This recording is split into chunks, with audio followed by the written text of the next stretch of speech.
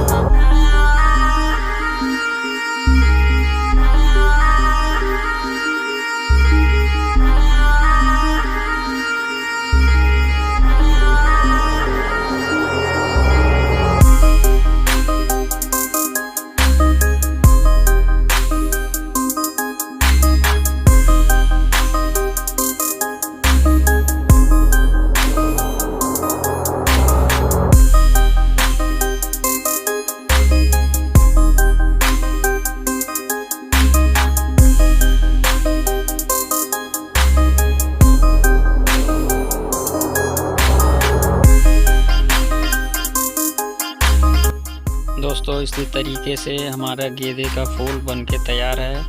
आपको ये कैसा लगा? यदि अच्छा लगा हो तो लाइक एंड सब्सक्राइब जरूर करें।